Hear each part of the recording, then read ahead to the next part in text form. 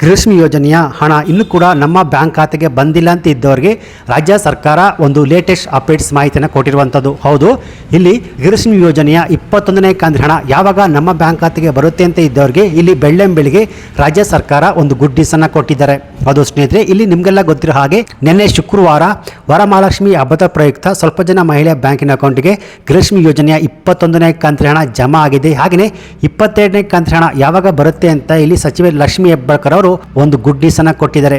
ಹಾಗೆಯೇ ಇಲ್ಲಿ ಅನೇಕ ಜನ ಮಹಿಳೆಯರು ಇನ್ನೂ ಕೂಡ ನಮಗೆ ಪೆಂಡಿಂಗ್ ಹಣ ಬಂದಿಲ್ಲ, ಅಂದ್ರೆ 19ನೇ ಕಂತಿನ ಹಣ ಬಂದಿಲ್ಲ, 20ನೇ ಕಂತಿನ ಹಣ ಬಂದಿಲ್ಲ ಅಂತ ಇದ್ದವ್ರಿಗೆ ಈ ಸಣ್ಣ ಕೆಲಸ ಮಾಡಿದ್ರೆ ಸಾಕು, ನಿಮ್ಮ ಬ್ಯಾಂಕ್ ಖಾತೆಗೆ ಪೆಂಡಿಂಗ್ ಹಣ ಅಂದ್ರೆ 19 ಇರಬಹುದು, 20 ಇರಬಹುದು, ಯಾವುದೇ ಪೆಂಡಿಂಗ್ ಕಂತು ಹಣ ಬಂದಿಲ್ಲ ಅಂದ್ರೆ ಈ ಸಣ್ಣ ಕೆಲಸವನ್ನು ಮಾಡಿದ್ರೆ ಸಾಕು, ನಿಮ್ಮ ಬ್ಯಾಂಕ್ ಖಾತೆಗೆ ಪೆಂಡಿಂಗ್ ಹಣ ಜಮಾ ಆಗುವಂಥದ್ದು. ಹಾಗೆಯೇ ಇವತ್ತು ಶನಿವಾರ ತಾರೀಕು 9ರಂದು ಯಾವೆಲ್ಲ ಜಿಲ್ಲೆಯ ಮಹಿಳೆಯ ಬ್ಯಾಂಕಿನ ಅಕೌಂಟ್ಗೆ ಗೃಹಲಕ್ಷ್ಮಿ ಯೋಜನೆಯ 21ನೇ ಕಂತಿನ ಹಣ ಜಮಾ ಆಗುತ್ತೆ, ಹಾಗೆಯೇ 22ನೇ ಕಂತಿನ ಹಣ ಯಾವತ್ತಿನಿಂದ ಜಮಾ ಆಗುತ್ತೆ, 22ನೇ ಕಂತಿನ ಹಣ ಜಮಾ ಆಗುವ ಡೇಟ್ ಏನಾದರೂ ಫಿಕ್ಸ್ ಆಗಿದೆಯಾ, ರಾಜ್ಯ ಸರ್ಕಾರ ಕೊಟ್ಟಿರುವಂತಹ ಬಿಗ್ ಅಪ್ಡೇಟ್ಸ್ ಏನು ಎನ್ನುವ ಕಂಪ್ಲೀಟ್ ಮಾಹಿತಿ ನಮಗೆ ತಿಳಿಸ್ಕೊಡ್ತೀನಿ. ಸೊ ಯಾವೆಲ್ಲ ಮಹಿಳೆಯರು ಗೃಹಲಕ್ಷ್ಮಿ ಯೋಜನೆಯ 21ನೇ ಕಂತಿನ ಹಣ ಬಂದಿಲ್ಲ ಅಂತ ಇದ್ರು ಈ ವಿಡಿಯೋವನ್ನು ಸ್ಕಿಪ್ ಮಾಡದೆ ಫುಲ್ ವಿಡಿಯೋ ಕೊನೆವರೆಗೂ ನೋಡಿ. ಬನ್ನಿ ವಿಡಿಯೋವನ್ನು ಶುರು ಮಾಡೋಣ.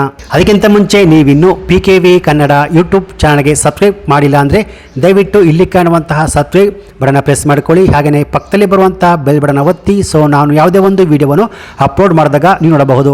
ಗೃಹಲಕ್ಷ್ಮಿ ಯೋಜನೆಯ 21ನೇ ಕಂತಿನ ಹಣದ ಬಗ್ಗೆ ಬಂದಿರುವ ಲೇಟೆಸ್ಟ್ ಅಪ್ಡೇಟ್ಸ್ ಮಾಹಿತಿಯನ್ನು ನೋಡೋಕ್ಕಿಂತ ಮುಂಚೆ ಇಲ್ಲಿ ಅನೇಕ ಜನ ಮಹಿಳೆಯರು ಇನ್ನೂ ಕೂಡ ನಮ್ಮ ಬ್ಯಾಂಕ್ ಖಾತೆಗೆ ಪೆಂಡಿಂಗ್ ಹಣ ಬಂದಿಲ್ಲ ಅಂತ ಕಮೆಂಟ್ಸ್ ಅನ್ನು ಮಾಡ್ತಾನೆ ಇದ್ದಾರೆ. ಅಂದ್ರೆ 19ನೇ ಕಂತಿನ ಇರಬಹುದು, 20ನೇ ಕಂತಿನ ಹಣ ಇರಬಹುದು, ನಮ್ಮ ಬ್ಯಾಂಕ್ ಖಾತೆಗೆ ಜಮಾ ಆಗಿಲ್ಲ ಅಂತ ದಿನಾಲೂ ಕಮೆಂಟ್ಸ್ ಅನ್ನು ಮಾಡ್ತಾನೆ ಇದ್ದಾರೆ. ಸೊ ಇಲ್ಲಿ ಪೆಂಡಿಂಗ್ ಹಣ ಏನಕ್ಕೆ ಬಂದಿಲ್ಲ, ಪೆಂಡಿಂಗ್ ಹಣ ನಿಮ್ಮ ಬ್ಯಾಂಕ್ ಖಾತೆಗೆ ಬರಬೇಕು ಅಂದ್ರೆ ಏನು ಮಾಡಬೇಕು ಅಂದ್ರೆ ಸ್ನೇಹಿತರೆ, ಈ ಸಣ್ಣ ಕೆಲಸವನ್ನು ಮಾಡಿದ್ರೆ ಸಾಕು, ನಿಮ್ಮ ಬ್ಯಾಂಕ್ ಖಾತೆಗೆ ಪೆಂಡಿಂಗ್ ಹಣ ಜಮಾ ಆಗುತ್ತೆ.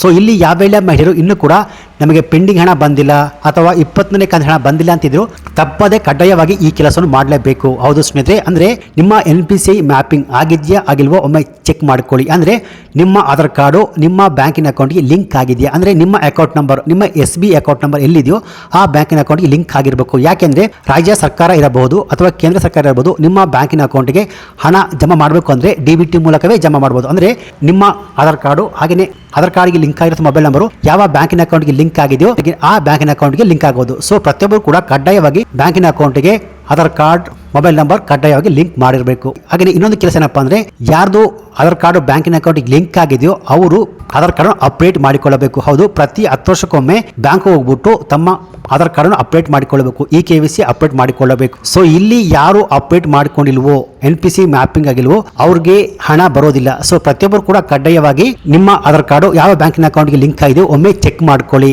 NPCI ಮ್ಯಾಪಿಂಗ್ ನಮ್ಮ ಬ್ಯಾಂಕಿನ ಅಕೌಂಟ್ಗೆ ಲಿಂಕ್ ಆಗಿದೆಯೋ ಆಗಿಲ್ವೋ, ನಮ್ಮ KYC ಆಗಿದೆ ಆಗಿಲ್ವೋ ಚೆಕ್ ಮಾಡೋದು ಹೇಗೆ ಅಂದ್ರೆ ಸ್ನೇಹಿತರೆ, ನಿಮ್ಮ ಹತ್ತಿರದ CC ಸೆಂಟರ್ ಅಥವಾ ಗ್ರಾಮ ಕೇಂದ್ರ ಅಥವಾ ಕರ್ನಾಟಕ ಒನ್ ಕೇಂದ್ರ ಅಲ್ಲೋಗ್ಬಿಟ್ಟು ಚೆಕ್ ಮಾಡಿಕೊಳ್ಳಬಹುದು. ಸುರೀತಿಯಾಗಿ ಪ್ರತಿಯೊಬ್ಬರು ಕೂಡ ಸರ್ಕಾರದ ಯಾವುದೇ ಸ್ಕೀಮ್ನ ಬೆನಿಫಿಟ್ಸ್ ಅನ್ನು ಪಡೆದುಕೊಳ್ಳಬೇಕು ಅಂದ್ರೆ ಫಾರ್ ಎಕ್ಸಾಂಪಲ್ ಗೃಹಲಕ್ಷ್ಮಿ ಇರ್ಬೋದು, ಅನ್ನಭಾಗ್ಯ ಇರ್ಬೋದು, ಅಥವಾ ರೈತರು PM ಕಿಸಾನ್ ಇರ್ಬೋದು, ಯಾವುದೇ ಸ್ಕೀಮ್ನ ಅಡಿಯಲ್ಲಿ ಬೆನಿಫಿಟ್ಸ್ ಅನ್ನು ಪಡ್ಕೋಬೇಕಂದ್ರೆ ಪ್ರತಿಯೊಬ್ಬ ರೈತ ಕೂಡ NPCI ಮ್ಯಾಪಿಂಗ್ ಹಾಗೆ ತಮ್ಮ ಬ್ಯಾಂಕಿನ ಅಕೌಂಟ್ಗೆ ಮೊಬೈಲ್ ನಂಬರ್ ಲಿಂಕ್ ಆಗಿರಬೇಕು. ಸೊ ಈ ರೀತಿಯಾಗಿ ಯಾವ ಮಹಿಳೆಯರು ತಮ್ಮ ಆಧಾರ್ ಕಾರ್ಡ್ ಅನ್ನು ಅಪ್ಡೇಟ್ ಮಾಡಿಕೊಂಡಿದ್ದರೋ ಅವರಿಗೆ 21ನೇ ಕಂತಿನ ಹಣ ಬಿಡುಗಡೆ ಆಗುವ ಪ್ರೊಸೆಸ್ ಅಲ್ಲಿ ಇದೆ.